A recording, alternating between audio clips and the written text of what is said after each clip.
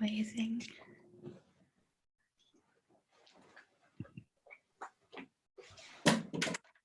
Oh, a little bit of noise there, but that's all good. The sounds. So we are live on YouTube. We're up and running.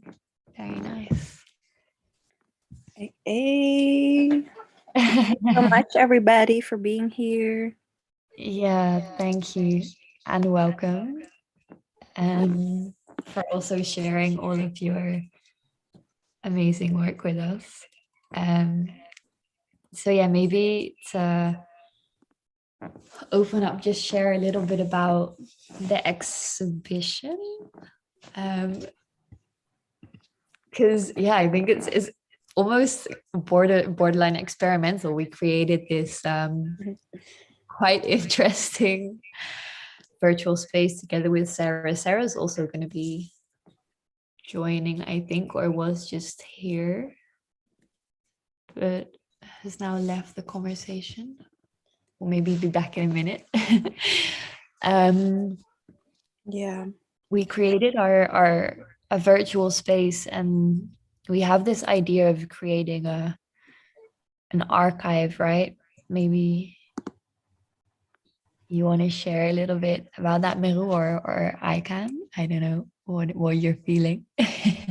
Yes. So for this event, of course, we would have loved to do it in real life and gathering everybody like community wise, instead of like this. But in a way, the virtual is also very interesting, I think. So we were thinking, oh, how can we make this a bit new or a bit interesting and experimental? So we were really happy to come across Sarah and made this space. And for the archive, the idea is that we can make a space where it's very accessible for everybody to go and research. And I think visual art is also a very important language in educating and in sharing information, and definitely something that over the centuries or I don't know, they or us like have definitely like underestimated or not really seen. It's always history when it's written down, but visual arts also tells a story. So yeah, that's the idea behind this virtual space, and we hope to let it grow and grow and collaborate with many more artists, writers, and musicians, any type of human who wants to and feels like connected to this. And yeah, we're super happy that we can already start this right now with all of you, and it's only the beginning, so I'm super excited about that. Yeah, it's been quite a first event, right? It's been a lot. It's been beautiful. It's been amazing. Yes. It's been a lot. Yeah, the theme that have been focusing on is actually language, and you just mentioned it right now, right? How visual languages or visual, just the visual is also communication and also language, and a language that through the I don't even like now bringing these words up in conversation anymore, but through the eyes of the colonizer is seen as less valuable, and that's something through indigenizing. I think we're trying to also see oral stories and visual stories, and it's just as valuable. Yes. It can tell us so much about like the connection of the human brain and dreams, and it teaches us so much. And yeah, it's very interesting. So, a question, will you be taking us through the VR? Yes, yes, we will. I'm super excited about that. I'm going to screen share in a second, and we're gonna walk through it, walk through the entire space. And what then I was thinking to stop the screen share for a moment, maybe take a little moment to reflect, and then possibly, yeah, we would like to invite every artist one by one, and we'll ask you. You don't have to like volunteer. We'll ask you. Since some of our artists also have a different time zone, so we kind of created an order that'll the screen share. Yeah, then I was thinking to go back into the screen share so we can also see the artworks while we're talking to the artist. So if that's kind of what we had in mind. So I'm gonna start the screen share. Now, if you think, or was there something else you wanted to share, Meru? Yeah, only that my camera's not working. PS. Feel free to share yourself, but yeah, I don't know. Maybe I missed it in the beginning, but Yeah, the reason my one is off is also because I'm doing the screen share and I don't want myself to distract from the yeah. but just for a little second. Yeah. I'm incredibly unprofessional sitting here in like a No, it's very, very that's warm. professional. So yeah, exactly. This is also just being us and doing Yeah. what's right. So hey. Hey, hey, Marcel. Yay. Oh my gosh, we're also beautiful. We should show ourselves. Hey. Yes, yes, yes. Mm-mm. Oh, and also the space is growing and growing. So if you have any feedback or anything that you would like to see in there, also feel free to share it because we Yes. really want to grow. And Yeah. yeah, Yes, especially from you guys, the artists, even more, but also like, we want to create a space that you also feel comfortable and safe participating in. And yeah, we're quite, I mean, we have experience also, but we're also a little bit new to this, and we see it very much as a research how to indigenize, because we don't have all the answers yet, because we feel that it hasn't necessarily really been done, or people are working on it, but it's not something that's done. We don't have these answers yet. We're still figuring it out. Yeah. yeah.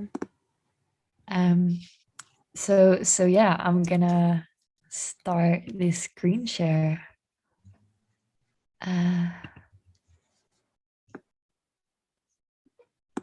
Let me see. So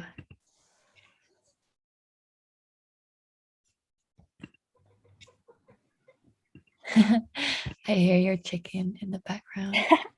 Yes, Shifanama for the backing chicken sound effects. Oh, so where did I put this file that I downloaded today? Oh no, wait. Yeah, this. Did I throw it away? No. Wait.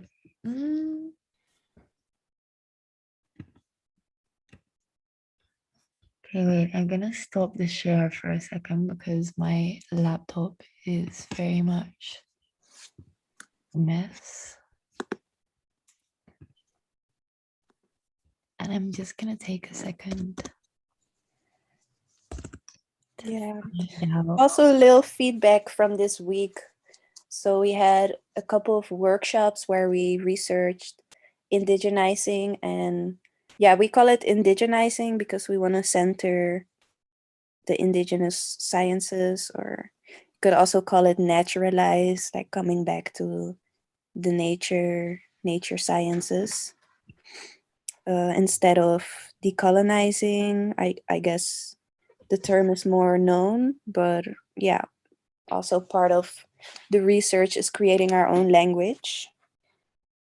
And yeah, so that's also why we chose it as our first team. And we had different types of languages. So we researched music and the language of herbs. And yeah, you can all check it out very soon. We're going to share everything on our Insta and on our YouTube. And today is the virtual arts. So yeah, and tomorrow is our last workshop. It's a dance ritual with full moon. Mm-hmm. So also super excited for that.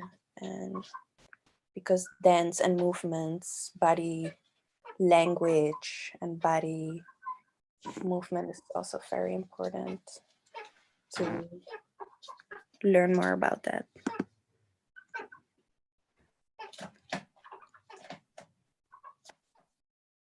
Okay, I found the file.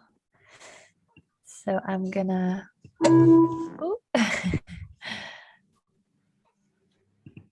I'm gonna try and screen share again.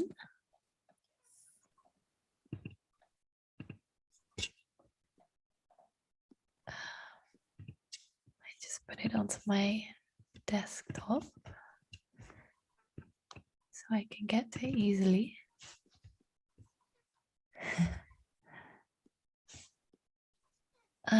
Oh yes, I have to do this.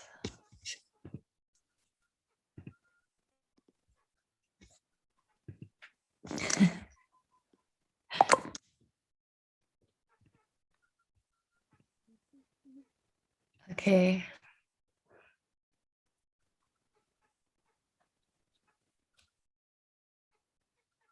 There we go. Hey, welcome. Crazy galaxy.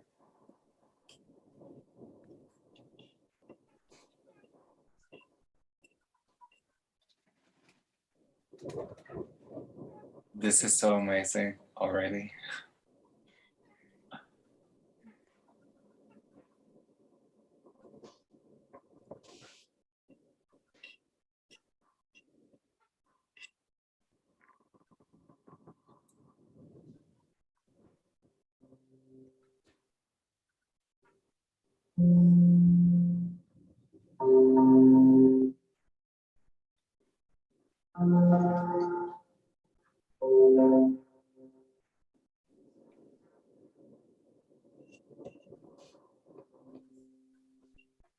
So yeah, I'm kind of walking through this world right now. It's really playable like a game, you know? So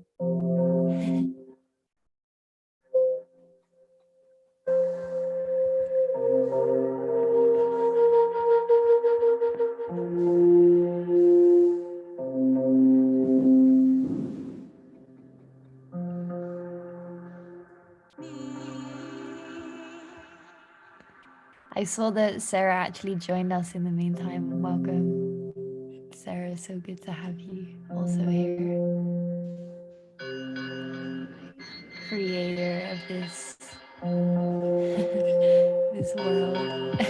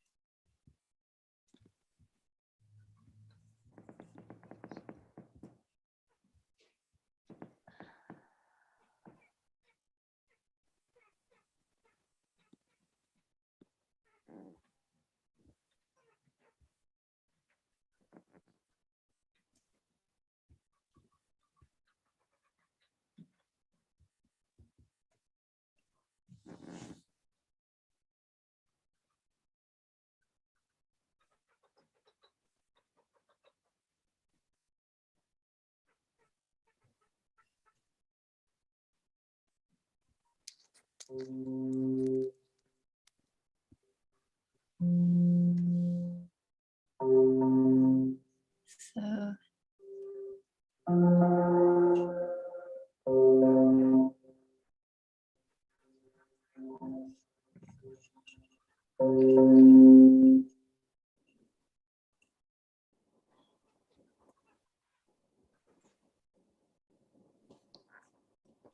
I'm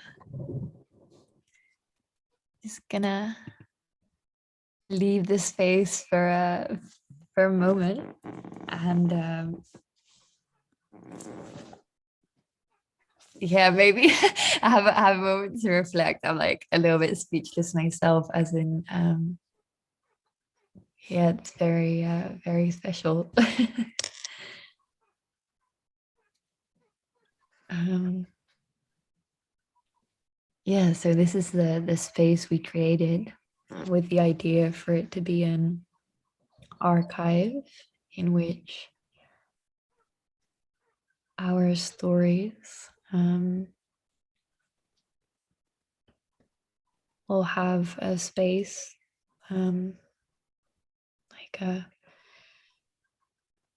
sacred, valuable space, and where people can, who are on the same kind of journey we are and who are looking for answers, they can visit this space and see our work and our research.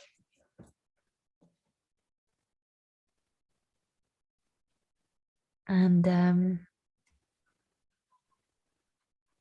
yeah, we hope you guys also like it. I mean, the artists, most importantly. And yeah, maybe it's nice if we go. I was thinking it would be nice to go back into the space to talk to you guys, but now I'm also thinking there's quite a lot of sounds there, so maybe I can mute myself and then Meru can speak.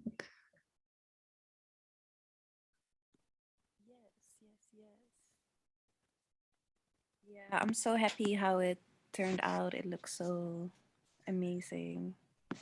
And it's really nice to, yeah, kind of literally create that safe space that we wanted to create. And hopefully, yeah, everybody also feels like that. And yeah, so I see that Rivolta is not here yet, or Yeah, I think Yande, you're Rifota knowing it with a different name. I'm assuming because I know that you're situated in Gambia. Yeah, that's what I thought. yes, thanks so much. Your artworks is so amazing, and yeah, Rifota messaged us about the open call that we posted on the Instagram, and yeah, we were both. Oh yeah, thank you. Yeah, we were both so happy to see this, and oh my god, the chicken are making so much sound. I hope y'all can hear me good. They're really, I don't know, they have some adrenaline kick today, or maybe it's the moon also. Yeah, and your artwork is, yeah, it's super amazing. And I always think it's nice if people can introduce themselves, because I also don't want to say the wrong things. And yeah, it's always better to speak for yourself. So yeah, if you would like to say something about yourself, maybe a random fact, and later I will ask you more about the artwork itself. But we're also very interested, yeah, who you are and who your spirit is and how you're feeling.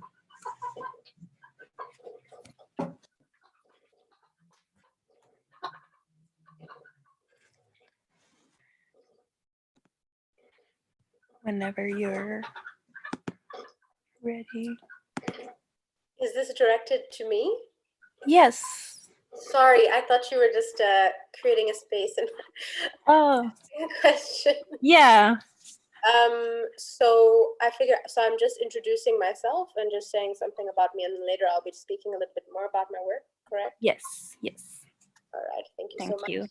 Thank you for having me also, by the way, really appreciate it. I was seeing a lot of the work that you did on Instagram, and it really resonated with me, and I was just like, how can I get involved?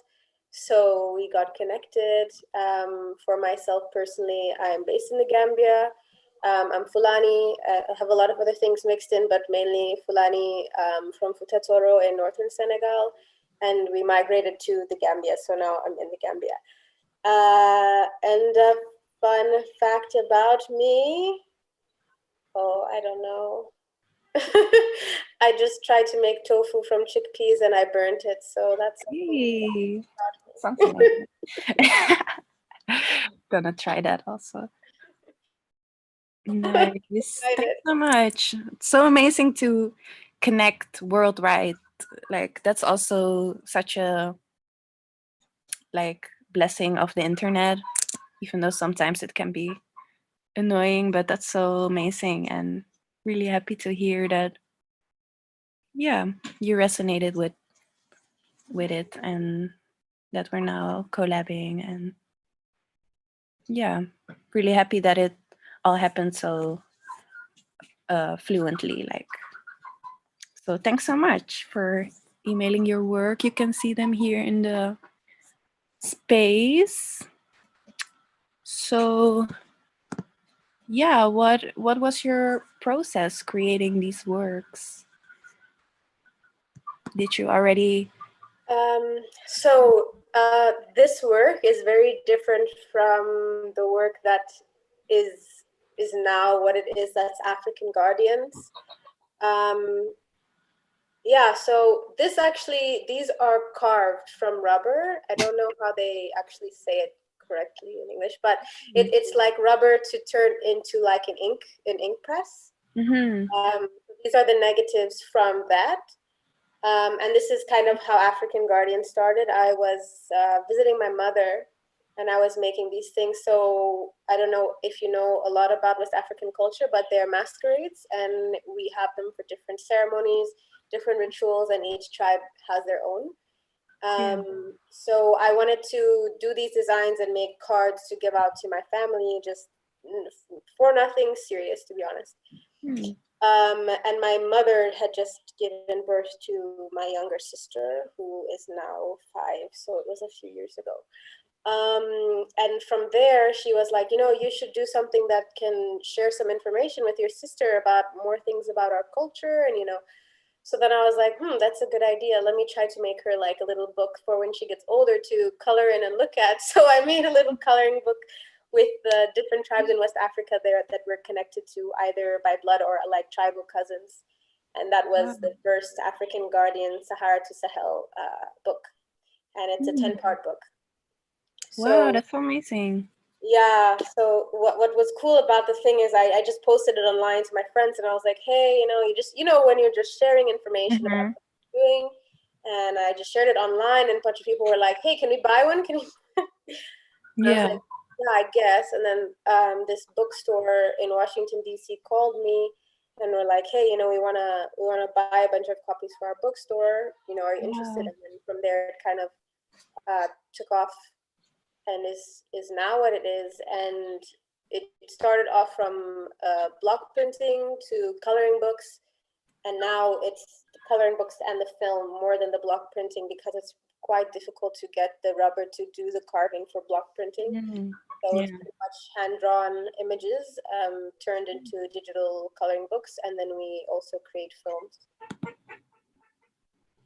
Wow, that's so amazing. That's super nice how you, also translated the more old school traditional art into something new.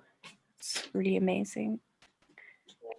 And how are these masks called in the original language?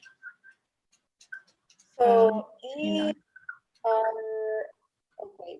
Oops, it's moving. I was just wondering about that. Maybe. So the one covered in the leaves here, this is like a famous one that's mainly associated with the Mandinkas. So this is a kankurang, and it's quite important. They use them for most ceremonies, but sometimes they come out for how do you say, for circumcisions. So it's really associated with for that. But a lot of the time, if you go near a river on Sunday, you'll see like the kids dressed up like it, practicing it because they want to be it when they get older.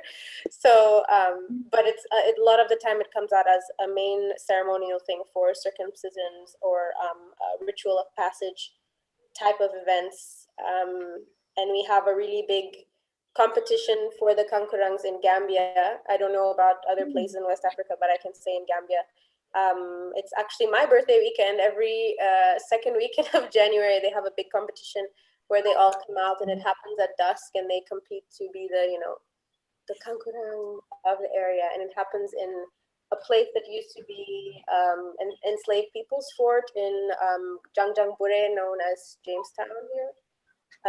So it's a really big event. So this is a really famous, like if you were to show anybody in the country any of these images, it's already like something that they know. And they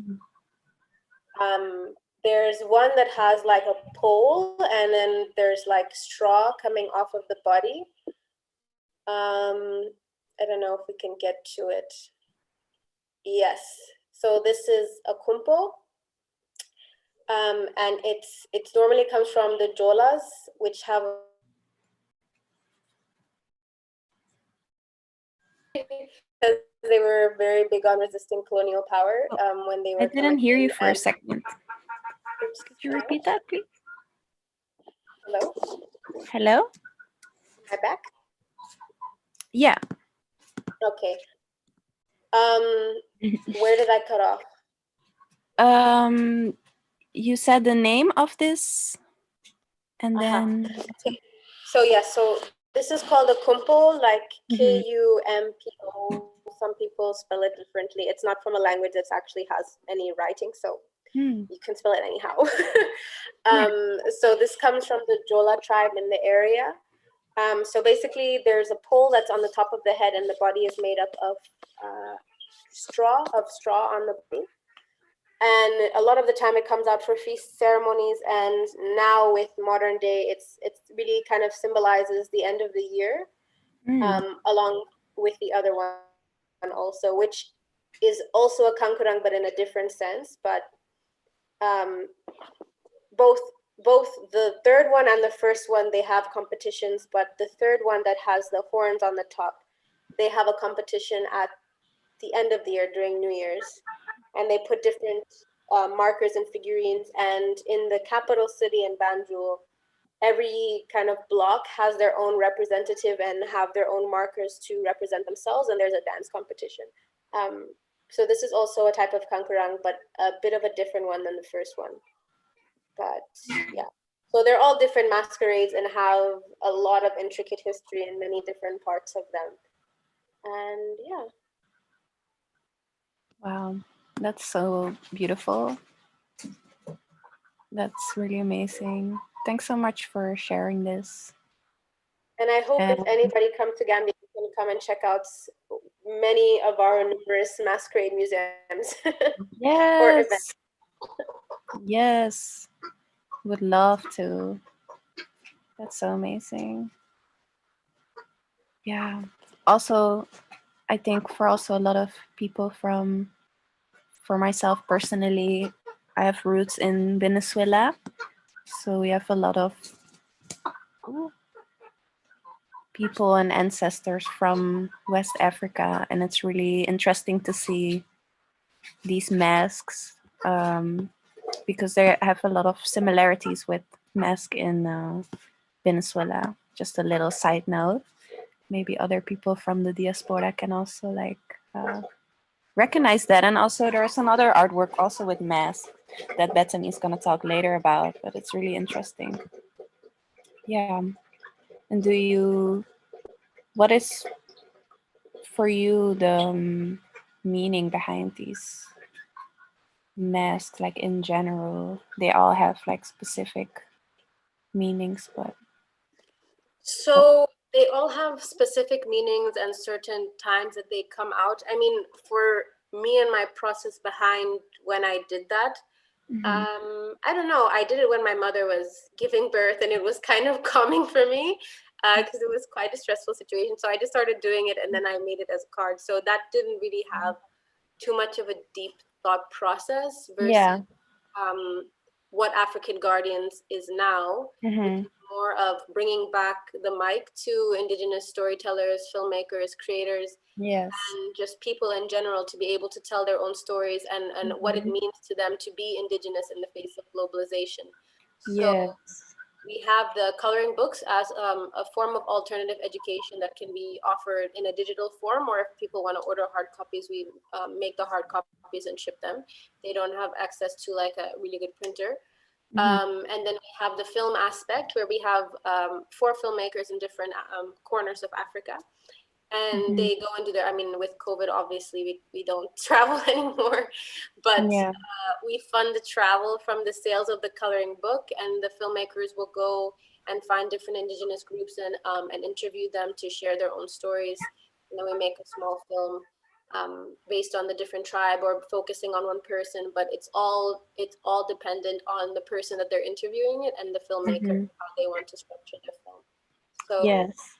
and it's really important to me, especially because a lot of the issues that my tribe is having with globalization is trying to force us to go from nomads to more sedentary city life, like the idea of like quote unquote civilization. Yeah. You know, but, so I really wanted to share stories from people that I know, from my family, friends, and the extended Indigenous community throughout Africa that obviously is going to be having these problems when we get closer to climate change, access to resources and everything. So I really wanted to capture these stories before it was too late.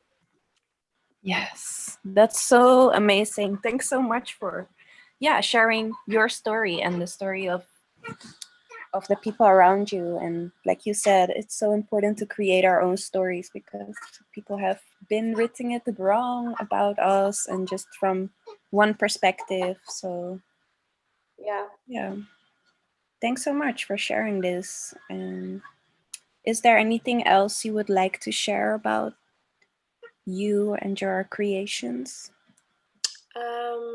No, but Also, where we can our workout. Yes. I can definitely find some links to share about more of the work and everything. Amazing. Also share where we can buy your book.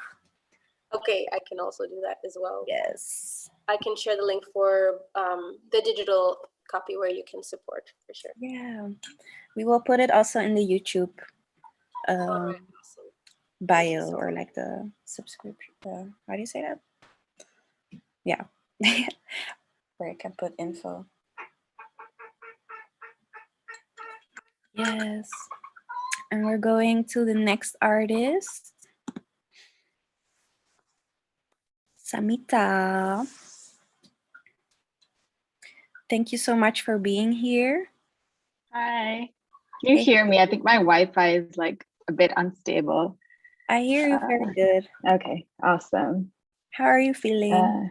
I'm good. I'll put my video on so you can see me. Hey. Yes. Thank you for having me, and thanks to my friend Lavinier for introducing me to all of you. Hey, shout out Lafenia. I think she's love here. Your artworks also. Thank you. Would you like to introduce yourself and also say something fun about random, anything that you feel like sharing? So I'm an artist, like with a very multidisciplinary practice. And I'm based between the US and India, where I am at the moment, and where I also grew up. And so I guess in the last year, I've been using a very hybrid approach to making. So that's kind of like combining like hand-drawn elements with like more digital methods. It's just been a very comfortable way of working and a way of like kind of getting control of things, because everything just seems very uncertain and unstable. So that's like how I've like developed these quilts. So yeah, that's me at the moment. Yes. Amazing. Also so amazing that we're talking right now from the whole other side of the world. I I don't know, know if you what a know. blessing from the internet. Yes.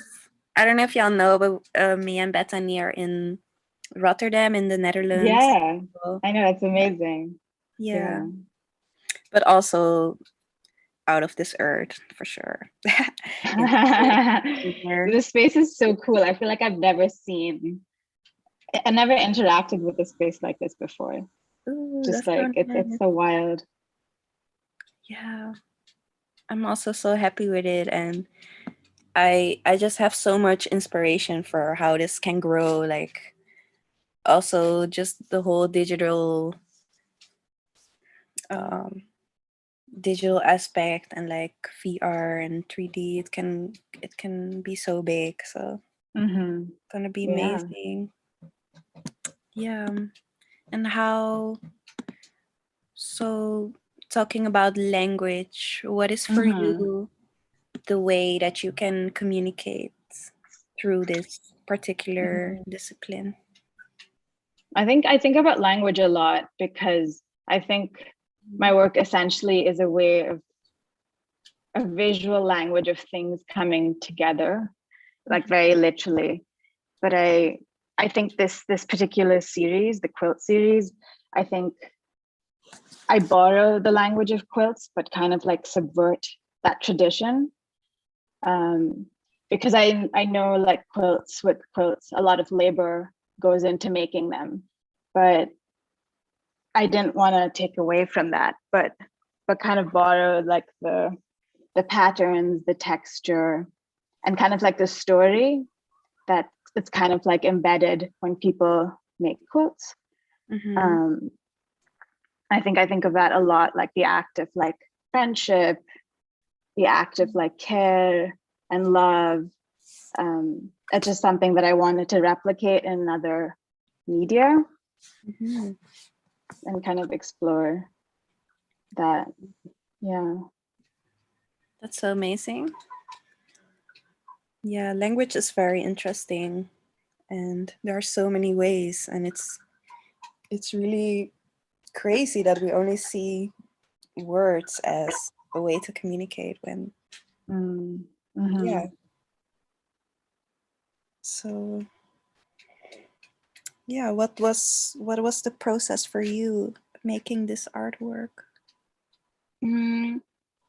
I actually scanned like a bunch of textiles that like belonged to my grandmother, who like who passed away like 2 years ago, and it's almost a way of like remembering her through these fabrics. Yeah. And it was just like accidental that I like used her like materials, but I think it's a way of like commemorating or like giving her absence a presence in some way. Wow. I think about that a lot, yeah, through like memory and like nostalgia, just like the sentimental thing with which like craft making and like is about essentially.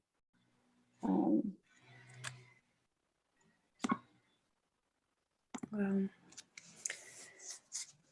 So funny how both you and Rifolta said that you came on accident, like on this beautiful artwork. And I know. yeah, I think also about yeah, if things actually happen on accident, especially in creating or in anything actually. even the mistakes can become something. Yeah, I love mistakes. Like, I think that's the only way to like make good things. Yeah. To have that's like less also- intention. Mhm. Yeah. Also metaphor for life, maybe, like. Yeah, literally. That's so amazing. Mari asked some questions. What do you think of the development aids by developed countries to the indigenous world? Mm, Mm, can you elaborate on the question? I feel like I don't quite understand. I also don't understand it completely. Yeah, I could elaborate on that. For example, in the case of Netherlands has its own development bank, which would fund supposedly development of in developing countries, including the world where the indigenous communities are, to accelerate the globalization, so to say. And I would like to hear how this glorified development is. I would like to have a critical view on it. I would like to hear from the indigenous world and hear from your expertise. Mm, Yes. Maybe we can get back to this question a bit yeah, later, maybe. because Yeah. it's more a general question. Great, And thank you. yeah, thank you so much though for your question. And you also asked another question that's really interesting. How did grief influence this work? Or how could Yeah. you deal with it? Or yeah. Yeah, that's a really good question. I think that grief has no timeline, and it like comes in waves. Like, we experience loss in different forms. And it's always a way of like making things are a way of returning to like memories. So even though it's been a couple of years, it's like we move on, but we also like reminisce. And so like there's that journey which will never end in that way. And that I feel like it's kind of memory carrying through rather than just like then grieving.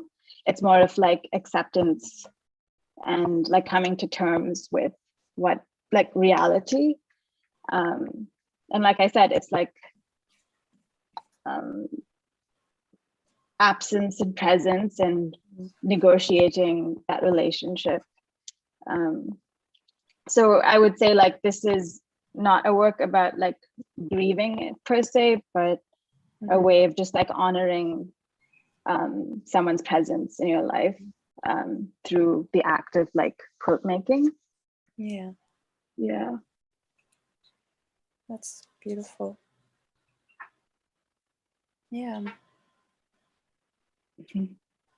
That's a really like positive and celebratory way of seeing this. And yeah, maybe your grandma like was a little gift also of her.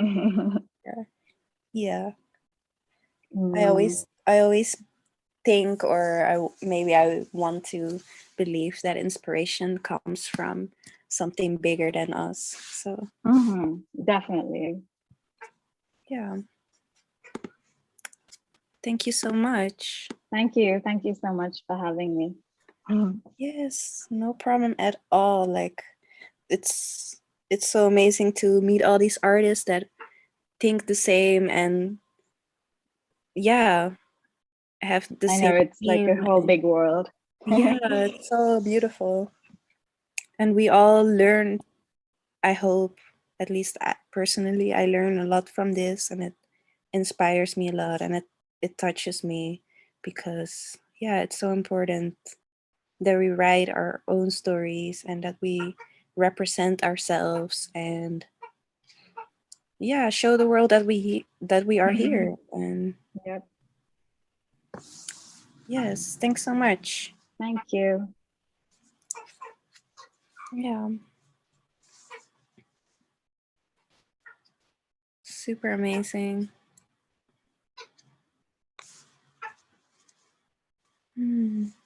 If anybody else has any questions, feel free. Also, after the Zoom, anytime, or we're here. And Hey, yeah. I actually still had a question for Samita. So Mhm. is this a digital work? Mhm. Get it right? And yeah, what does it mean for you that it is digital and not a tactical thing? Mm. And Yeah, also, no, oh, continue. following up on that, do you think you would want it to be an actual object? That's it. Oh, yeah, no, I think about those things all the time. Like the lack of tangibility is like what stresses me out. Um, I'm just very used to like working with my hands, and I hate like the idea of something being very computer centric. Which is why I have like this this hybrid method of like hand drawing and then like manipulating on Photoshop. But I hope to like make these into a book, so maybe that will solve some of the problems, like quilt drawings and like binding that, or like working with like textiles and maybe seeing what that will become. Yeah, I'd love to see it as something tangible. That would be amazing. That's so cool. Nice. This is also really nice to experience it through the screen, actually. Yeah, definitely. Yeah. Thanks for your question. Thank you. Yeah, that's really interesting. Also, what you said, Samita, about like the virtual, I also really feel that like I don't necessarily feel very connected to the internet, or it's something very unnatural, right? But at the same time, it makes me always question like what's reality, because at the end we do feel vibrations even though we're not necessarily physically somewhere, I think. And yeah, it's really interesting, like, so I do feel I really can feel all of your artworks even though we're not there or touching it. But yeah, it's I'm glad. it's definitely another dimension to see something. And yeah. Yeah, nice. I'm really excited to see your book in the future, and maybe even, yeah, a textile or fabric or something. Of course. Yeah. Maybe you'll find somebody on your journey that makes those. And I know, if I'm lucky. Yeah, thanks so much. Thank you. Maddie said, it helps me living with my own grief. You all are touching and moving my mind despite virtually. Oh, thanks so much. That's so beautiful to read. And yeah, grief is a very real human emotion. And yeah, I think like all emotions, we should accept them and talk about them, because we all can feel them. So thanks for sharing that. And yeah, we're all in this together, hey, in this life. Yes. Also, Lavanya said, that's so beautiful, Sam. Lots of love. I guess you're all also reading the chat, but also for the YouTube, I'm just saying it, or for anybody that needs to hear it. So yeah, I think for the next artist, Bethany's gonna talk. and take it over. Well, we're all can all talk, you know, but yeah. Marcel. So I hope this works because I've now switched off the sound of my laptop and I am speaking from my phone. So I hope you can hear me. Okay. Oh, awesome. Yeah, because otherwise the volume of the space is a little bit loud. Yeah. So yeah, we have with us Marcel and this beautiful work. But Marcel, I would also like to invite you first to introduce yourself. Welcome and thanks for being with us. Also part of the family from day one.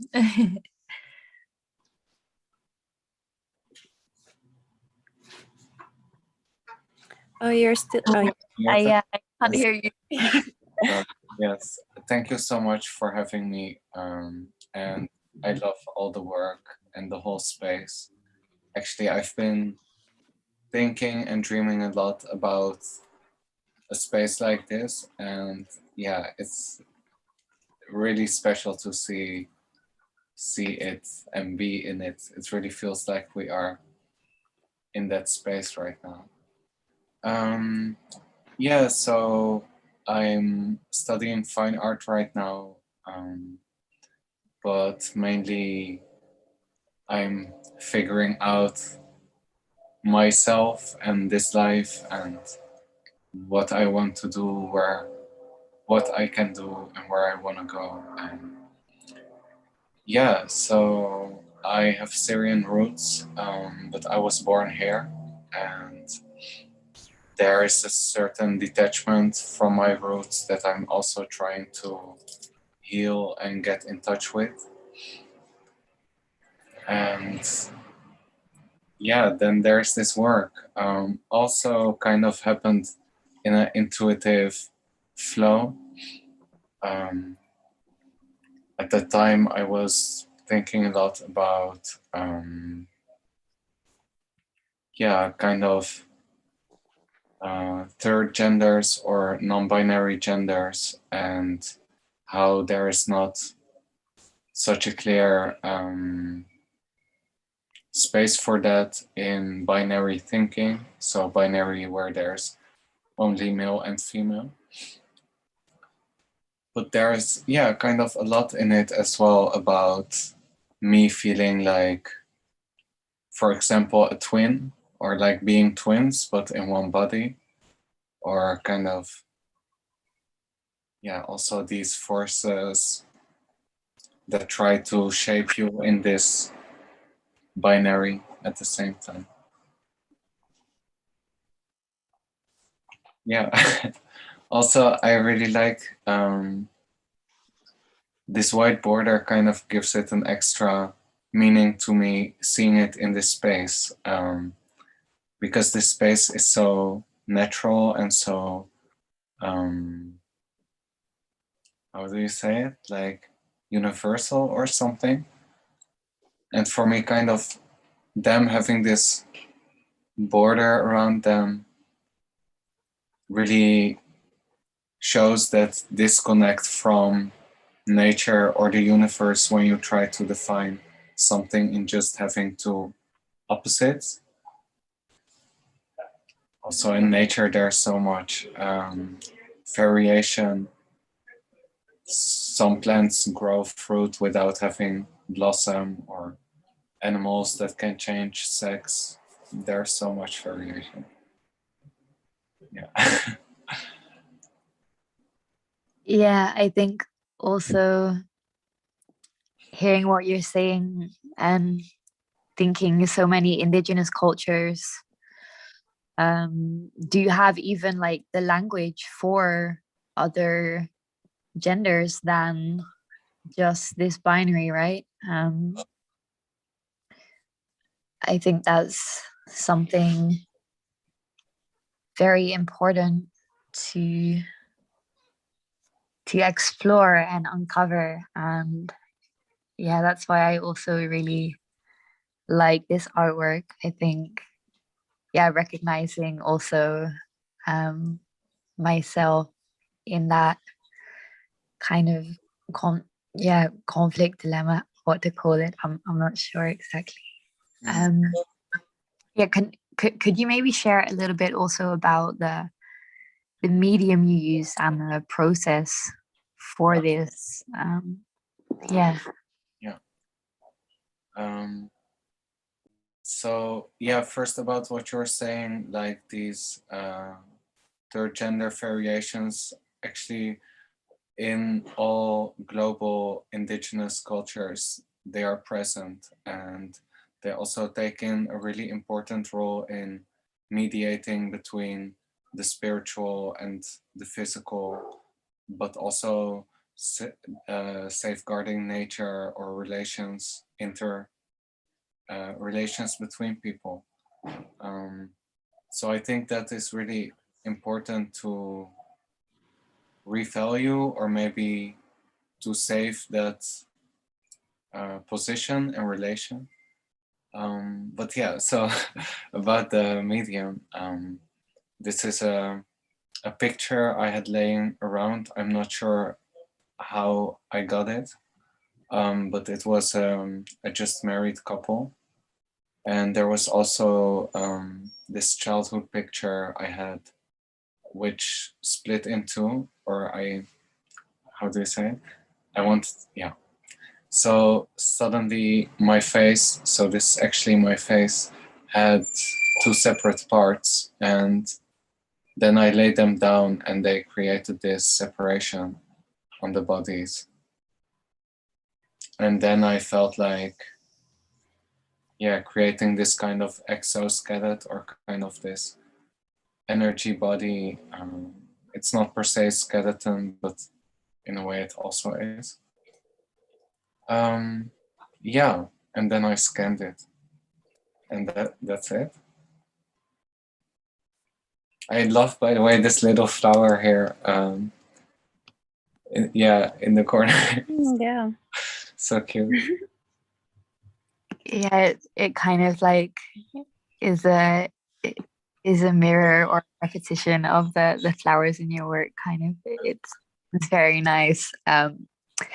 But hey, like I'm gonna thank you for sharing about the medium also, but what you were saying before that was very, very interesting, and maybe you'd like to elaborate on that also a little bit more about the roles of these peoples and the guarding of nature and being this kind of bridge between the spiritual and the physical, the human world.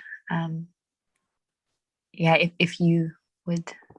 Yeah, sure. Yeah, so actually, I didn't know about this until I was, I think, 2 years ago on this event from Pride, and it was a lecture about what was it? Oh, yeah, we went there together.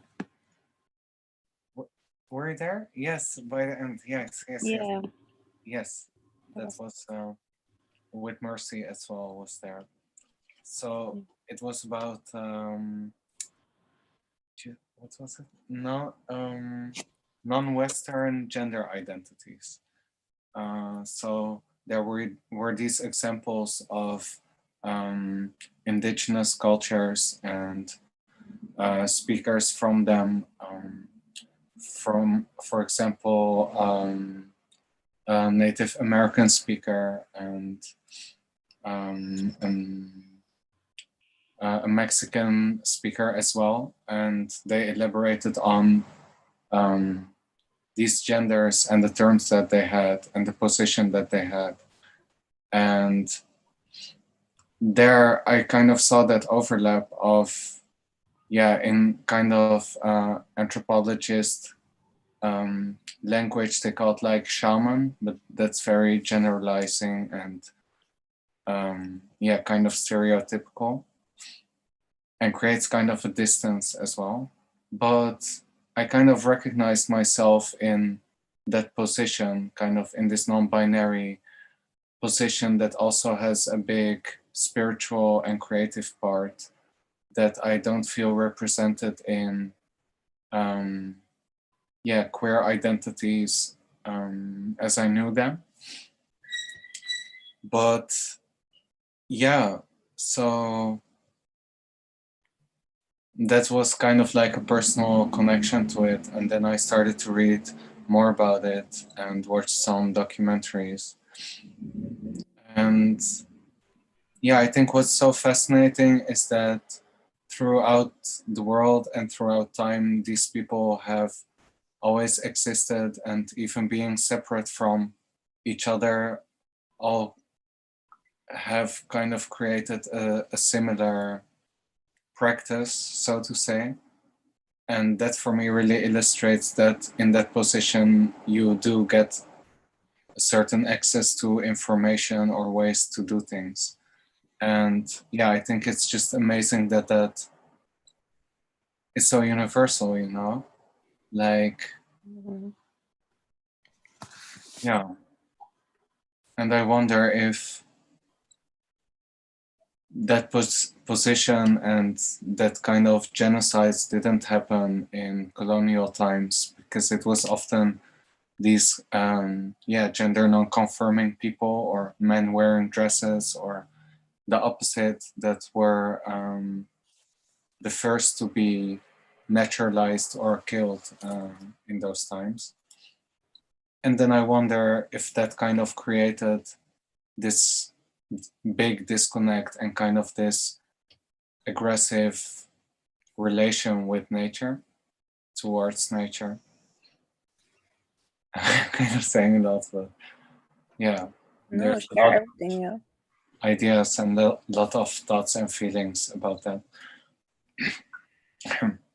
Yeah, I mean, thank you so much for sharing, and it's definitely not too much. I think, especially in this space, it's very welcome. And yeah, I think what you're sharing is incredibly interesting to think about, like the, you know, kind of the consequences of like, you know, on deeper layers, or kind of, maybe, I don't know if I can call it this way, but the energetic consequences also of the as you said, like the literally the destroying of these lives, how that has kind of deeper resonating consequences, because these people were so connected to nature and kind of translating the translators, maybe, in a way. Or I think it's really nice to think about, and your research sounds amazing also. I would love to also talk with you like longer about this. Yeah, we need to do a Yeah. separate. Yes, we can have Sorry. like a whole podcast thing about this. Research. Yeah, because it's something I also feel quite deeply, that or wonder about, like, is it also coming, like, that these lives were destroyed? I always wonder, is it also coming from a sense of fear, like knowing that these people are, or we are, very connected, and therefore stand, you know, in our strength, and are empowered through our connectedness to the earth. That could be potentially dangerous, because you know, so then it's, yeah, you know, you need to get rid of these people who aren't going to follow capitalist society and do what you say, kind of thing, you know. That's yeah. But thank you so much for sharing Yeah, thanks for having me. knowledge. Yeah. Is there anything you want to add, Meryl? Yeah, I talk with Marcel a lot about this. We always like philosophize about what it means to have this human body and in this society where indeed everything is one or the other. And it's not only with gender, but it's with everything. Is it black or white? Is it this or that? You can only do this or that, you know? But the human experience is so diverse and you can feel so many things. And if we just, you know, again with freedom, it starts in your mind. If you can only, yeah, I mean, we are still working on freeing our minds, you know, but also our bodies in that sense. Like, it's very small, like something personal, for example, like, yeah, I was raised as a girl. No, I mean, the doctor assigned me as a girl because I have this type of genital, and it's crazy also how fascinated everybody is with genitals. Like, human bodies are all different. You're still a human if you have, you know, some type of something. Like, everybody's unique, and we're still yet the same. But yeah, I was always also like, oh, a girl has to be like this, you know, you have to like makeup, you have to shave your arms because if you're hairy, you're not a girl anymore. Just little things like that. And just, yeah, we talk about it a lot. And yeah, in this human experience, we always come to the conclusion, yo, this is our human experience. We're now here in this human body.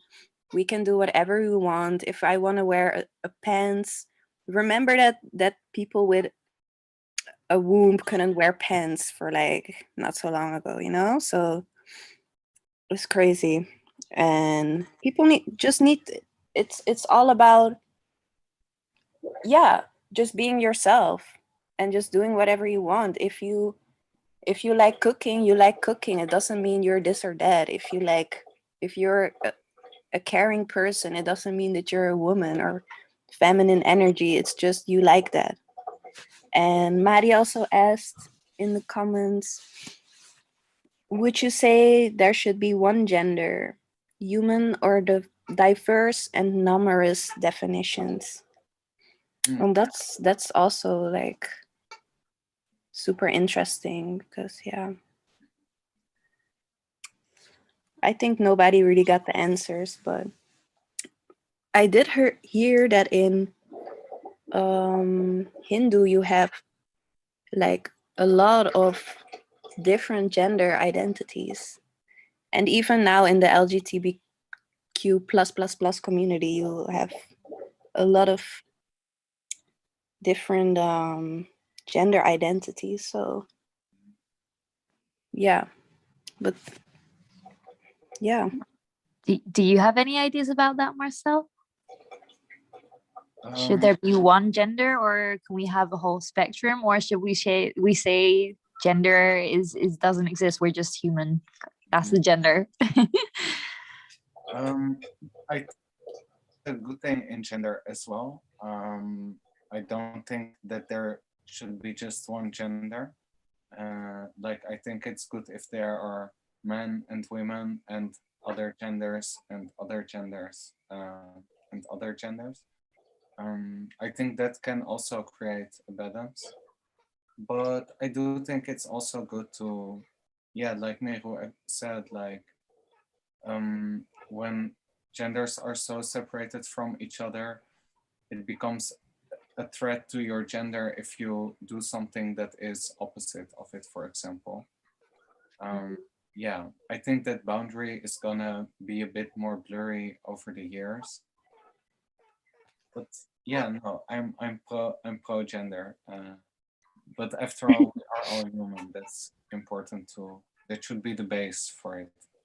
Yeah, in my opinion, in my Yeah, experience. But, thanks. For sure. Yeah.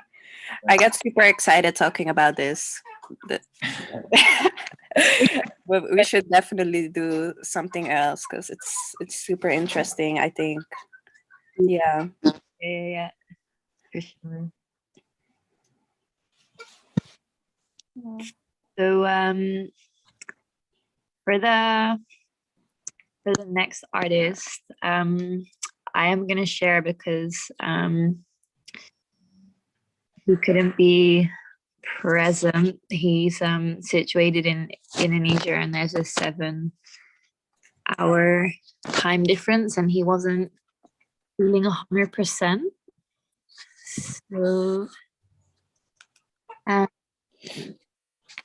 he didn't join us, but he sent me a lot of information. So I'm gonna do my best to do it justice. And this artist name is Benmulio Wicaksana, and his work is called Wayang Topeng, and he says Wayang means shadow, picture, or a painting about the life of the universe. It comes from a sentence Mahyang, which means walking towards the highest, and the highest here can be interpreted as spirit or God. And Topeng means mask. And Wayang Topeng is a performing art in the form of like theater or drama, but also music and sounds, literature, speech, fine arts. And he said that Wayang Topeng performances are not just art, but contains sacred symbols. And a lot of the stories are adapted from the Mahabharata and Ramayana from India. And he said that's because at the time that Wayang Topeng came into existence, Sanskrit literature was dominant, and the ancestors of the Javanese people were then still mainly Hindu, whereas now the island of Java is mainly Muslim. He said the origin of the puppet is considered to the Wayang puppet, the shadow puppet, is considered to have been present 1500 years BC. And it's a medium that can contribute to human life in society. And it's always been used to share, to communicate norms and kind of the ways of living in society, and also human life in relation to other human beings, in relation to nature, and in relation to God. So it says the universe is a harmonious union, inseparable. Everything is inseparable from one another and always connected. It says the one-to-one elements in the universe towards balance, system of universality. I'm not 100% sure what he means by that, but it sounds very beautiful, so I wanted to share that. He said it's Wayang Topeng is something very complex and very deep, but in today's age, the interest in Wayang Topeng is very low. It's mainly something that tourists come and visit, but the actual Javanese people aren't very much connected to that anymore. So he was interested in also connecting to that heritage and adapting it through technology, and kind of resisting extinction of the culture. And he also interpreted symbols in his masks, anarchy, which I think speaks for itself, peace, but also a star, which is associated with magic and inspiration, love, and two triangles also to symbolize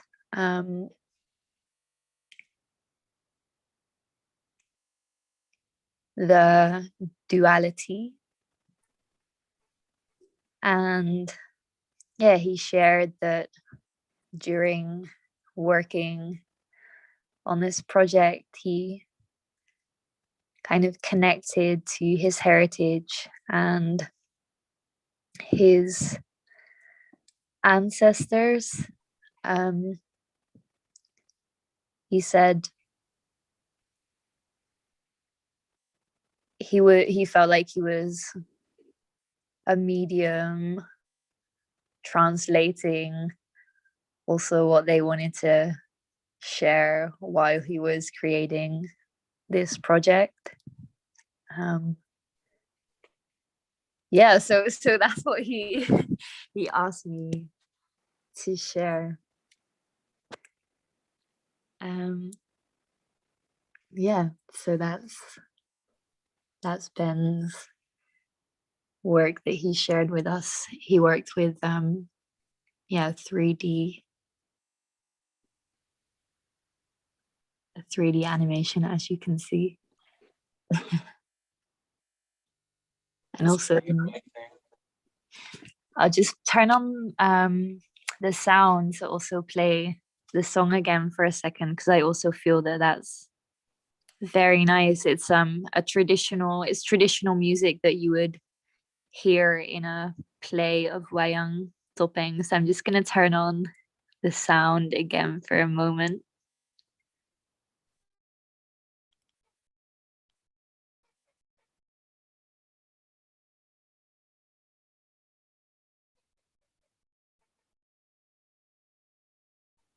Or I don't think I can turn on the sound again because I muted myself and I can't unmute myself in the screen share. So yeah, never mind. I'm not gonna turn on the sound. Or can I? Oh, I think I can.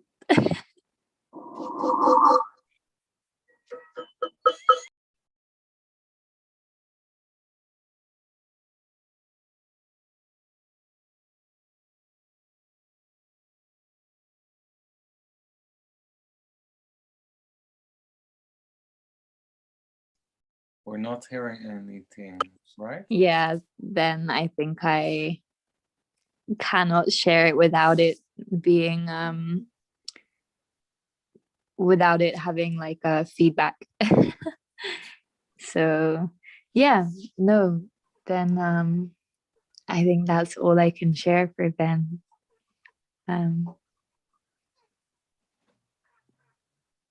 Yeah. Everybody should check it out later also with the music. It's really amazing. We will also share it on our Insta and everything. Yep. Yeah, much thanks to Ben. Yeah. I'll I'll let him know that it was appreciated. Yeah.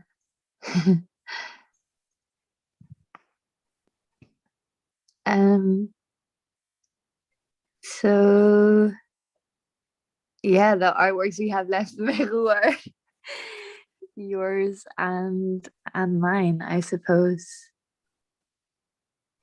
Right? Yeah.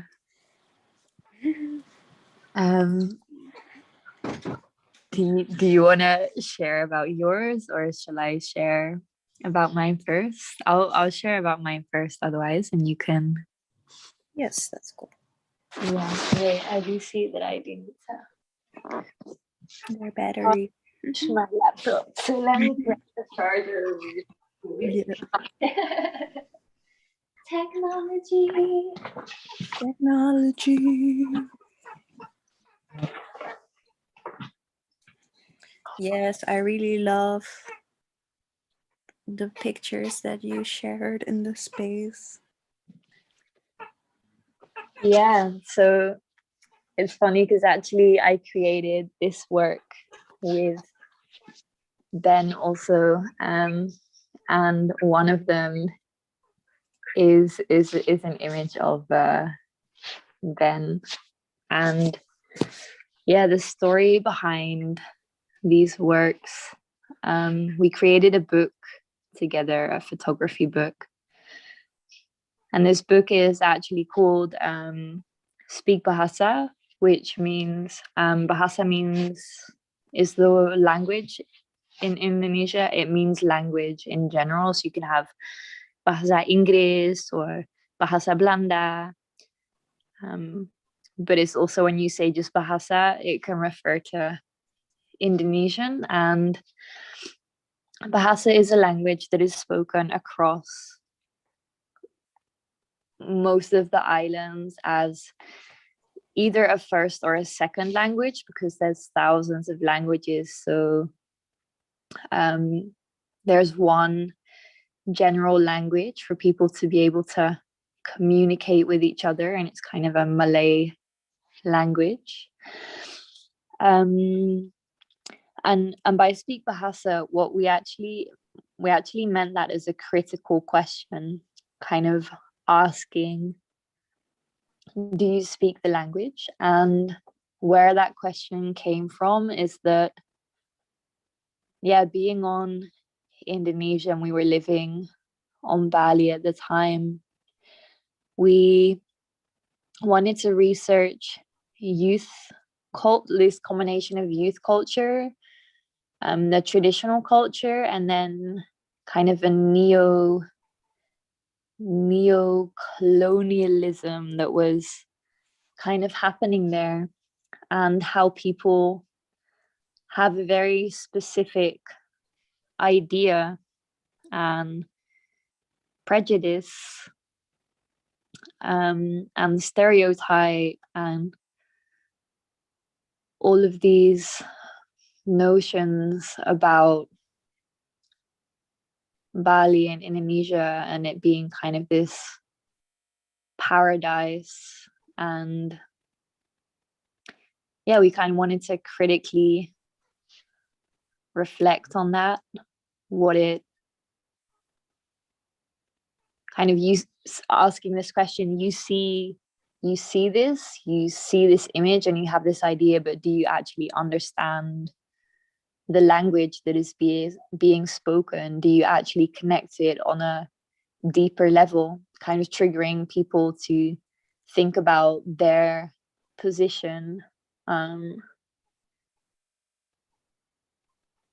in being on Bali?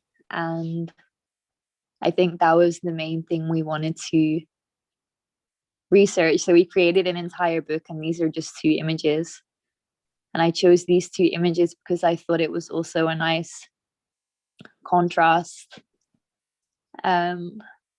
of, yeah, kind of this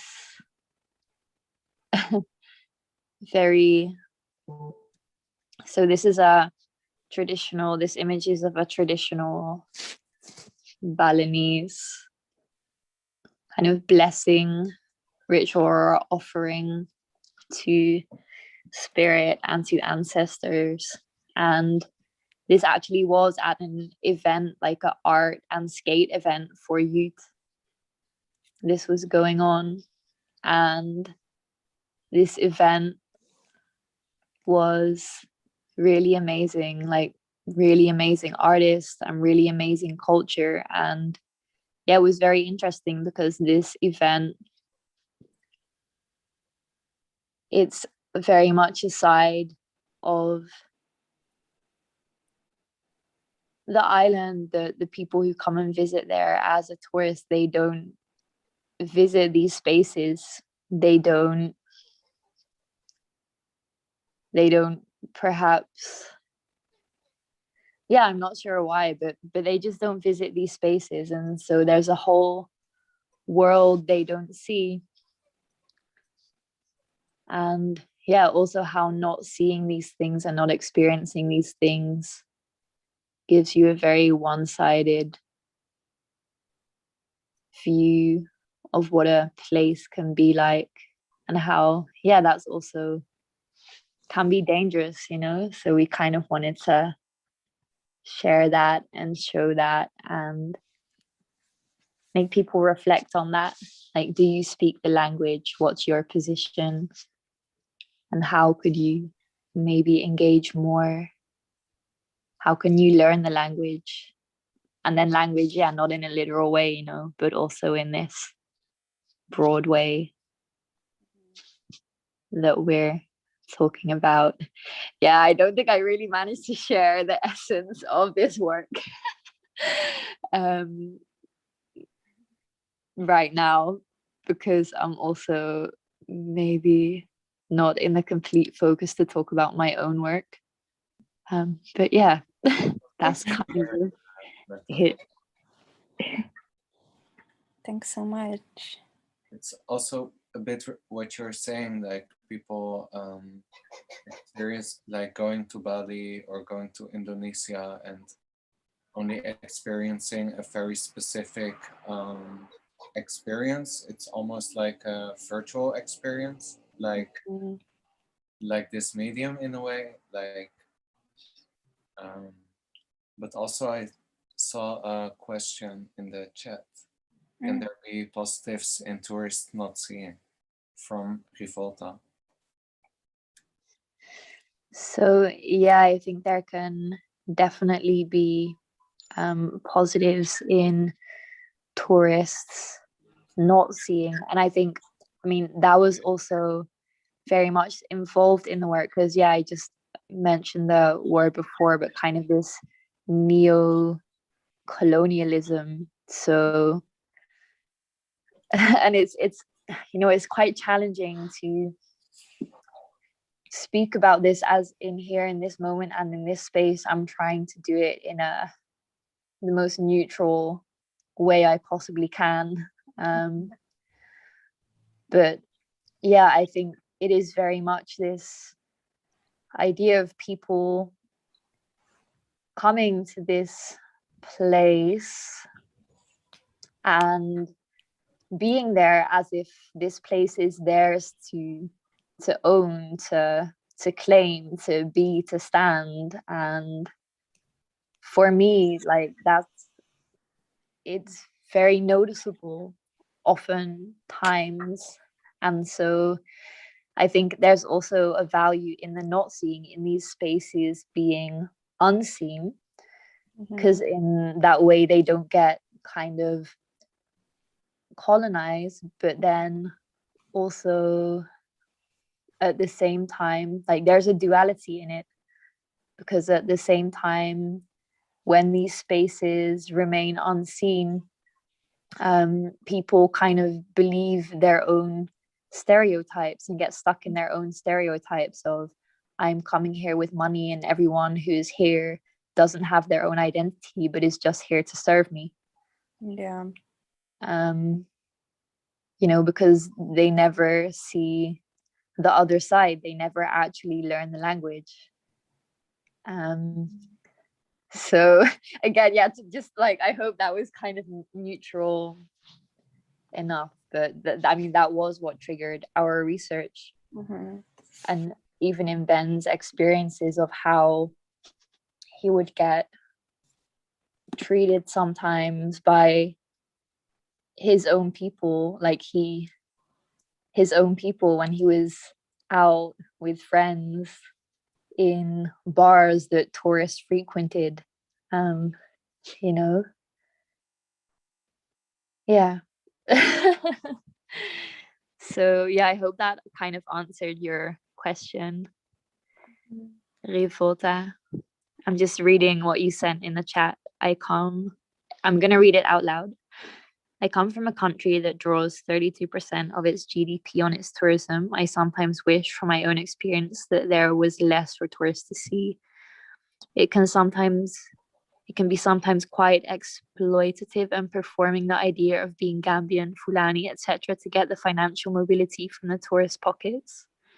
We also see with the age of TikTok, indigenous TikTok, sharing rituals, masquerades, costumes, cultural information, where it is shared in the name of building awareness, but our audiences as indigenous peoples only found online for public viewing, that will in many cases be misused, twisted, appropriated, and misunderstood by those who have a non-indigenous lens and background.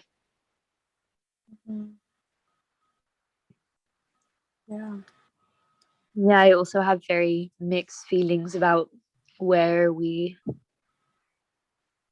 can and cannot share these sacred things, and always to be very careful with that and very respectful and being very wary of appropriation. True. Yeah, I really hear what you say, Rifolta, about tourism, because it becomes this very performative thing of like, oh, I need to kind of be their stereotype to be like to get money from the tourists. And the same thing for the online sharing of posts on TikTok and Insta and all that. It's kind of yeah, maybe also like a mask, kind of like, oh, this is what you want to see, and maybe more like aesthetical. But yeah, it's again the blessing and the curse of the internet. Like, it's for everybody to see, but it's also for everybody to maybe misuse and twist it. And we live in the age of information, so the Aquarius, and I think there's a lot of information going on now, and a lot of misinformation. And yeah, it's hard to sometimes see what is real or not. But yeah, I guess a feeling or intention stays the interest the more important. Yeah. And thanks, Bethany, for sharing this. And your book is super amazing. I've seen it and held it, and it's really interesting how you've translated this in photography, mixing with also other disciplines, because there were also like drawings in it, right? And writings. Yes, so in the book we included also, so we spoke to like quite a large number of artists and activists.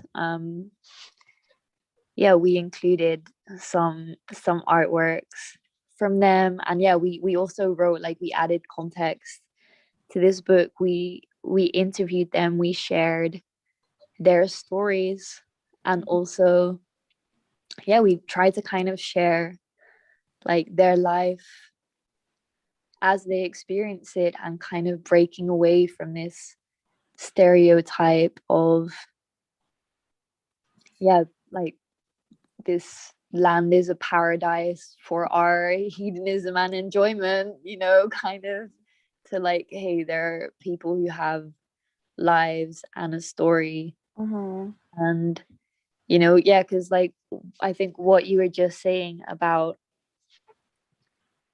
stuff being on internet and people seeing it, like, I think even in real life that can happen, like when people don't make an effort to learn like on a superficial level, or maybe coming from their ego, or I think even as Rifolta is saying, like, learn a few lines to be considered as one of the locals. Like, it's the superficial level, they don't really see or understand, and they just create an image, and we end up getting in this cycle where like people put on masks to play the stereotype that they know that people want to see, so they can get wealth, like money from that.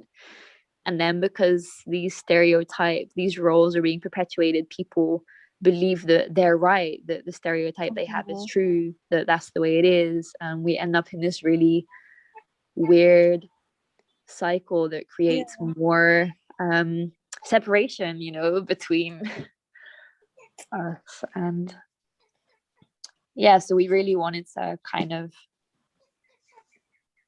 uncover that or share that. And also, like, yeah, we're all the same humans with the same pain and the same joy, and yeah, something like that. And I think what you were saying now, thanks for saying that. And I think that's also, again, like colonialism, right? Like only thinking about what people or other people or ourselves can gain from it, like in a financial matter, when it's not about money, it's about people's life and people's cultures, and it's very deep. And yeah, it's crazy. And also, indeed, what you said in real life, like, yeah, I also know some, for example, like indigenous people that feel like, oh, if you kind of wear something, then you're more indigenous than someone else or something. When again, like judging is also not a balanced energy. Yeah. Yeah, we were talking about this yesterday, right? Like, Yeah. there's not a specific way to be indigenous, perhaps. Like, what is that? You just are what you are and who you are, and the way you be and the way you live, that's exactly the way you should be living, and it doesn't make you more or less indigenous. Exactly, like, we cannot judge that, because that whole concept of judging someone like that, that is not indigenous in its essence, I think. So Yeah. Exactly. yeah. Yeah. And thanks, Rivolta, for sharing your mind and thinking out loud. That's always very welcome, and feel free to do that. And it's indeed a very interesting and complex, paradox at the end. Yeah. Yeah. And Mary also asked, or said, globalization is here to stay. We cannot stop it. How can we direct it to respectful, decolonizing / inclusive one? Yeah, that's a very good question. I think also, yeah, because indeed technology and globalization, is here. I mean, we've got to deal with it. It's not going away, and actually it brings many blessings also. Yes. Yeah, very interesting stuff. Yeah. You I don't have I don't have an answer to that. I wish, but I think that like in like having these conversations is a start. Yeah. I think we never really have the answers as humans. Everything is a conspiracy and everything is a research. And what now comes in my mind is, decolonizing.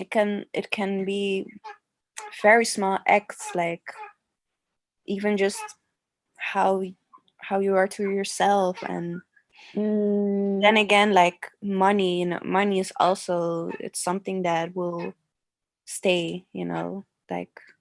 Yeah. But for example, me and my homies, we trade stuff, like, oh, you have this artwork, I have this artwork, we collaborate, we make sure that we, with the ICHIMA family, for example, it's my close friends and I, and we we were like, let's start something because it's very necessary now. And now we are talking to you, and yeah, we can all help each other, I feel, and yeah, include more people and be more ourselves and more free. And yeah, we don't depend on anything, because at the end what a human needs is love. We all need love, and that's, yeah, the most important Yeah, I thing. think it's a process from inside out also, what you're saying. Like, it's also inside you. It's starting with yourself, your own mind, you know? Yes. For me this week, I've been thinking a lot about stress, and like, because I was feeling really overwhelmed. I'm just gonna be open about it. Yeah. But yeah, it was just a lot, and I also always think that I can do everything, and I also love to do everything, and but it was just too much. So I was really thinking about, you know, like the feeling of always wanting to be independent, or yeah, what it is to be stressed, or kind of having this pressure, of productivity, like what that means. And at the end, yeah, somebody also said this week, like, yo, doing nothing is also productive. You need to take care of yourself first.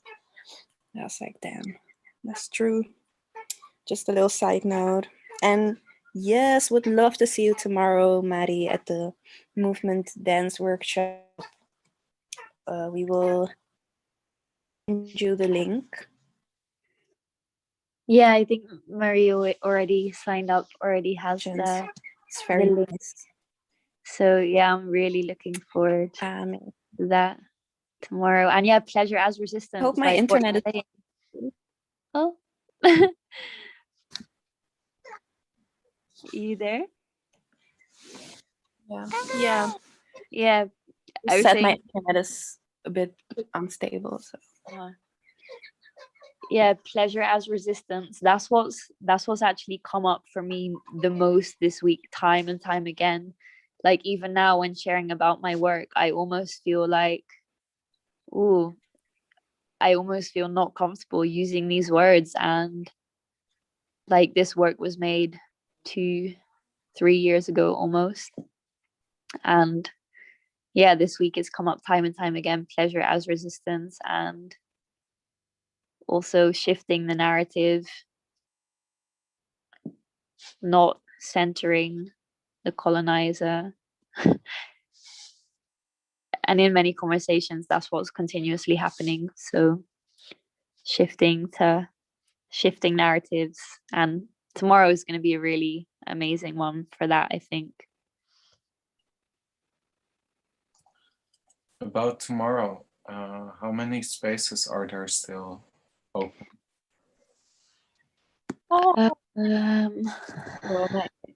I just got kicked out and now I'm back. Welcome. Thank you. Oh my god, what is this crazy thing here? I think, wait, just to answer Marcel's question very quickly, about 10 spaces. So if you have 10 people who want to join, please bring 10 people who want to join. Yeah. Oh, I don't know. Let us know, yeah? Yes. Thank you. Meruchilan. What percent? Please share. I think you have new artworks in this space, but I mean, I'm just here at this one. Yeah, that's all good. It doesn't matter much with the which one is first. I added.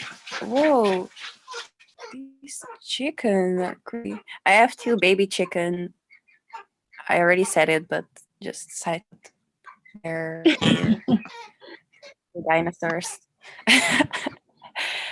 Yeah, this artwork is a collage animation that I made about 2 years ago. I used some for like a music video.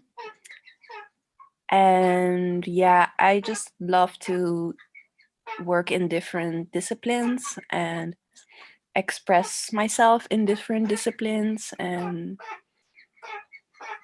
yeah, my creative process is always very intuitive. I don't think about what I want to make or like what, yeah. I mean, at the end, I do think about like the process and how I can make it. But yeah, this was also very spontaneous. I was just trying out some different things. And yeah, I like to mix my music with visual arts. And also, I didn't introduce myself. Actually, my name is Meru. Um, I'm a spirit, and I have a human physical body. And yeah, I like to be creative. I think that's my purpose here, to create and to translate ideas that I get from the aliens or the sky or mother nature, whatever you want to call it, the higher spirits. It's all connected at the end. Yeah, I try to translate them to visual art or sounds, songwriting, poetry, anything. I like to challenge myself and learn new things, which is sometimes also not super good, you know. Everything has two sides, but I'm enjoying it. Yeah. Again, enjoyment as resistance, even existence as resistance, and yeah. And Mother Nature is my biggest inspiration in everything. Pachamama. I get the most inspiration when I take time for myself in the forest, nothing else. And yeah, I just think about a lot of stuff.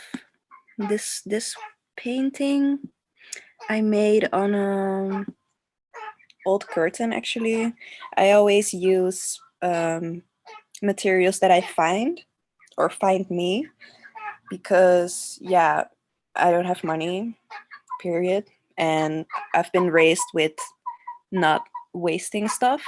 And I mean, people call it sustainability. I think it's just not wanting to waste stuff because it's unnecessary. But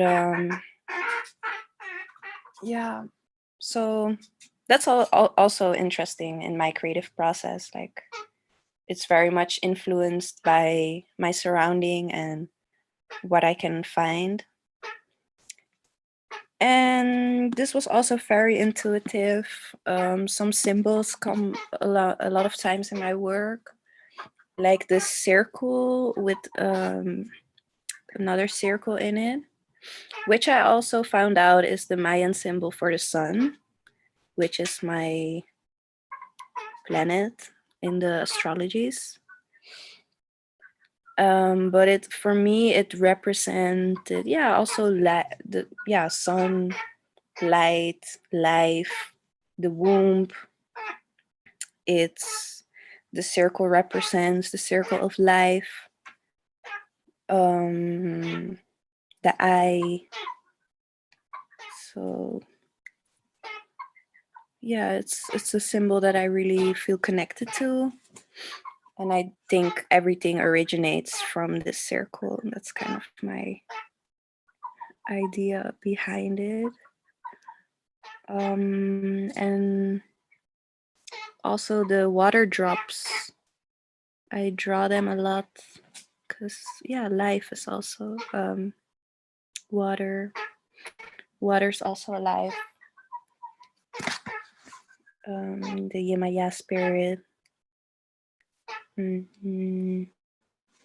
And at the bottom, there's a pool of blood, which is something that I'm also actually trying to really reconnect with blood and with my own blood. Oh, Nama makes such a weird sound. I don't know, it doesn't sound like a chicken.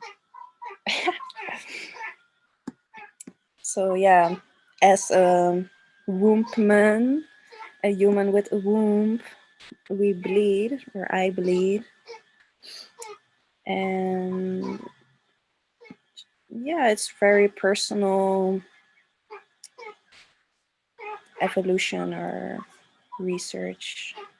It's something that I really want to reconnect with, but also have been experimenting with making art with it, with blood. Also inspired by other artists, but I think it's really interesting. And yeah, you could also call it indigenizing, like reconnecting to.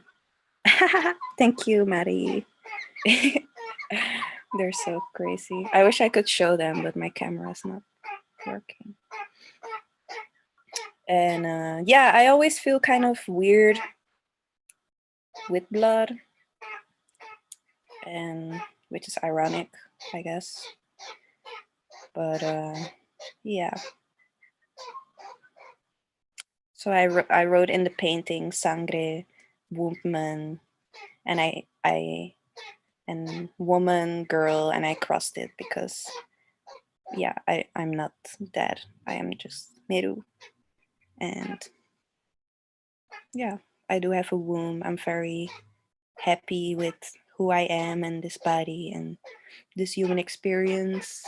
But I know that I'm way bigger than this. We are all bigger than this. So yeah, that's something that I like, maybe hidden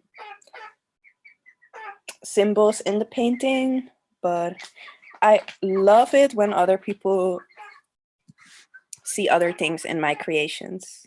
And I love to hear people's perspectives because perspective is everything. We already mentioned it a few times, but it's, what you know is what you see. So the more you know, the more you can see. But also other people know other things than you, and you can learn from that. So it's really beautiful. Yeah.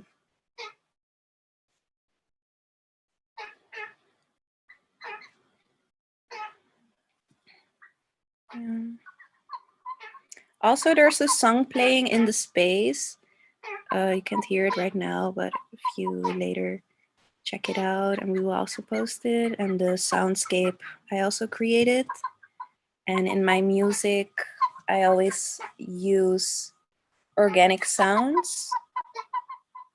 I sample my own sounds that I record, anywhere in life, and I make songs from them. And also in my music, I try to keep it as natural as possible. So check out my music, Bandcamp/Meru Creates. Support, you already know. A little shout out for myself because, gotta do it. Yeah, and this drawing you can see right now is a drawing. Yeah, I think it's very literal, and I like that about this artwork because you can kind of see the humans. They are looking at the artworks in the space, and the kid on the left is smiling. It's like, whoa, I kind of see myself in that, And the kid on the right is super interesting. Like, oh, I want to see it more. And yeah, again, knowledge it's so empowering, and it's the more you know, the more you see. And representation is super important. Personally, I've never been taught anything about indigenous people. I thought they were not here. I didn't know I am that, or I mean, I still don't know for sure, 100%, because yeah, I don't know exactly all my ancestors. I think we all don't really know, maybe.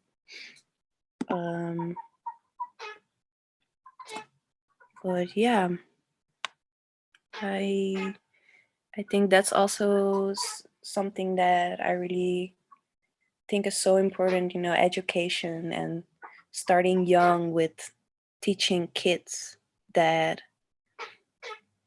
there's so much more stories that people haven't been and still are not teaching people on purpose. I don't think it's not on, not for a reason. And I believe I don't believe, I see that colonization is still happening, and again, not teaching people their histories and everything that has been happening and is happening, and all of the heroes, all of the richness in languages and dances and music and art and literature and everything.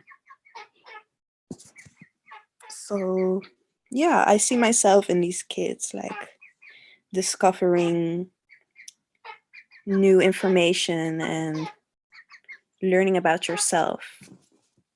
And yeah, there are also small details, like the poster on the right, unidad, mi existencia es mi resistencia, which is a quote. I don't remember right now who said it, but I really feel it and I really resonate with it, and it makes me feel empowered. Like, yeah, I am here, and that's already the resistance. Like, so many people before me and us have,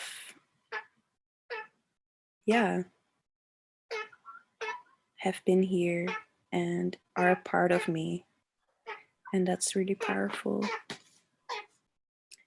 And yeah, I made this drawing for an open call, but it's been an artwork that I've been wanting to make a long time, because I also sometimes give workshops or classes to kids, and it's so inspiring. Like, I think kids are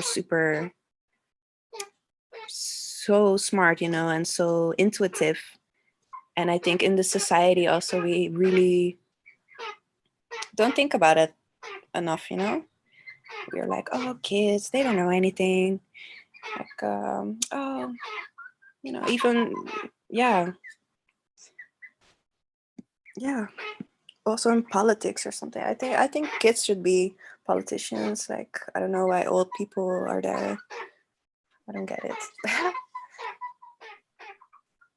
But that's also a side note. Yeah. Oh, and I used symbols of the Mayans on the right. I always love to research their symbols, and also their books are like, the Mayas wrote so many books, and there are only 4 books left that the colonizers, the Spaniards, didn't burn. And they are actually not in, what we now call Mexico. They're in Europe, which is also really fucked up. But their language and their dictionary, it was already art itself. So that's again like the visual language. And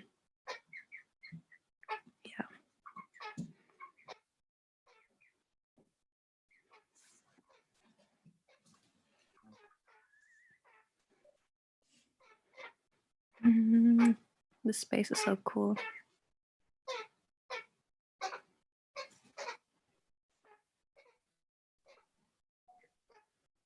Yeah.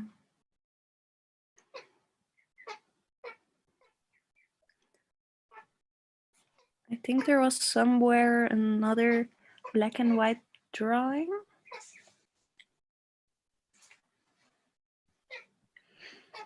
Yeah, so also when I started really exploring my creativity with music, and that's when I also started to explore myself, and I also really see the connection in the spiritual and the creative world, as in intuitively expressing yourself. And so a lot of times when I make music, I get inspiration for drawings, and it's really fluid for me together. And yeah, this pink drawing, I actually drew it when I was writing a song called Amazonia, and it's also online. I collaborated with an indigenous brother that lives in Guadalajara, Mexico. And yeah, it was 2 years ago. I heard so many things about the Amazonia, that there were a lot of fires there, and I just felt so overwhelmed, and yeah, I just felt the pain, like and yeah, this melody came to me, and I wrote a song, and I drew this picture, or not picture, yeah, digital drawing. How did I draw this actually? I think on my phone. Oh, no, I drew this on paper and then I edited digitally. And yeah, it's the, you can see the plants and animals and the woman, mother in the middle, because for me, yeah, Pachamama, Mother Nature, it's the woman, and it's also, there's no coincidence that the woman, the woman, or the feminine energy in this world is being so pushed down, and that we still praise like more masculine, what we call masculine aspects, we praise that more as being the feminine energy. Yeah, I don't believe in fem or mask energy, but just to,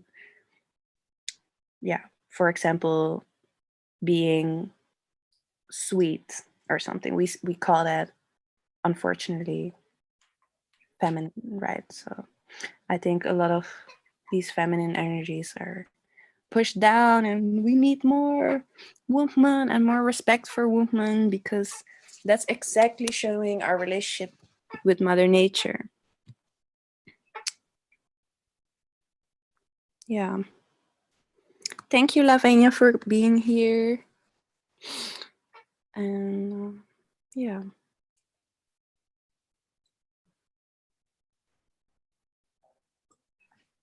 Yeah, and this drawing here is also actually inspired by woman, or the body, the curves, the mountains of Pachamama. And I kind of wanted to make kind of abstract human body, but still make it like a mountain, natural forms. And yeah.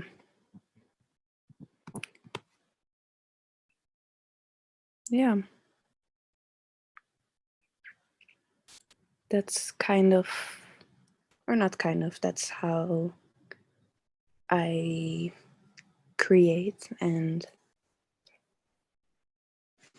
yeah, creating more love, because the opposite of love is fear, and we should all be less fearful in this life. because this is our life and our human experience or spirit experience.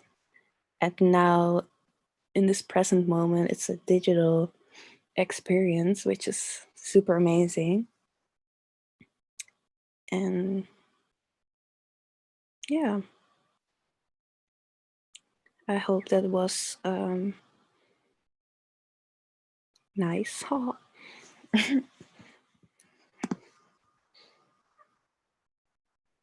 Yeah, I invited Sarah to come speak about the space, but unfortunately, she's not here. But Yeah. yeah, that's all good. I mean, yeah, I think also there's been a lot shared, and it's also 9:15, so that's definitely very Yeah. it is as it should be, you know. And yeah, thank you, Yeah. Nicole, for sharing. Thank you so much. No problem, yo. Sharing is caring. Like in the jam session. Yeah, we had a very nice jam session Saturday. That's also going to be on YouTube. I think now it's on your channel, right, Meru? We need to get We it live up on the streamed it. ICHIMA channel. So yeah, We live streamed it at my artist YouTube channel because there were some issues with the ICHIMA account, but we will post everything very soon. yes. So yeah, maybe would it be a moment to also stop the stream on YouTube, and then we can also, because I think looking who is left here is now Rifota, Marcel, me and you. Maybe we can, yeah, kind of round up, and then if we want, we can still just continue this chat more on a casual and private, not live stream level. Yeah. Yeah. So yeah, I would like to thank all of the artists. Again, Samita, Rifota, Ben, Marcel, and you, of course, Meru, for being here. Yeah, our first ICHIMA exhibition, and we hope to build this space. And yeah, maybe it is very nice being this virtual space, you know, also, yeah, for us, by us. And yeah, so very, very grateful and really happy about it. And thanks everyone who tuned in and who is listening. And we hope you also enjoyed. And if there's anything you want to share, email us, hit us up on Instagram. If you want to share your art, if you want to get in touch, if you want to collaborate, you know, yeah, reach out. We've always from the jump, we've had this idea of creating a global network of these kind of collectives who can work together, who can exchange knowledge. Because yeah, like continents weren't always this separated. It was one land, and we were all so much more connected. And how to, you know, find these connections again with each other. Yep. Yes. Thank you so much. Thank you, Rifota. Are you fasting? Rifota, you're saying you're having your first meal. Are you fasting right now? No, Ramadan. Okay. Yes. Well, enjoy your first meal. Yes. Enjoy it so much. You fast every day. What time is it? Wow. What time is it now where you are? 7 p.m. Oof. So you fast every day and don't eat till 7. Yes. Wow, that's very nice. Respect. Yeah. That's Inspirational, yo. Yeah, I do like some 24-hour fast every now and then, but yep, then I feel my body for 2 hours is also Mm, very, yeah, like we also want to have a whole thing about food, and yes, yes. diets, and yes, very interesting and important to talk about. Yeah, So thanks so much, Rifota. Your artwork is so amazing and so yes. good. Like so good to hear you talk about it. And I yeah, can actually get off of yeah, my mic on. I'm like, wow, I cannot type this fast. It's been a while. Yeah. If you have a talk about food, yeah, please let me know. I've been having some Yeah. interesting talks with friends about all of these different diets that are coming up, and where do we draw the line from like a diet versus like an actual eating disorder that we might have. So please feel free to engage me in this. yo, that's also something I think about so much. Yeah. Yeah, we should do that, yo. Maybe also invite some of your friends. Yeah, I actually do a lot of work with decolonial food, like plant-based food, Yeah. and trying to go back to what we used to eat versus all of these processed and imported things, because we're very reliant on imports here. So I actually have like videos and stuff of making the local dishes with more plant-based recipes. So definitely have people who would be interested to even join in that talk too. So yeah, feel free to let me know. Yeah, should we have contact via email before that, and maybe like set an appointment where with the three of us we can have like a little phone call and kind of just discuss what we can maybe do together in the future, kind of like maybe we will need a little like a week to recover after tomorrow. Yeah, no problem. But It's then gonna after that, hopefully look here. yeah, that would be amazing. Yeah. Amazing. Yeah. It was so nice to talk with everybody today. Yes, Yeah. I had a question. How long is the space going to be up? The virtual reality exhibit kind of thing? So yeah, we were talking about leaving it up for the coming month. Okay, cool. Yeah, for we feel that it would be nice for people to really wait, I'm just gonna take the stop the live stream for a second.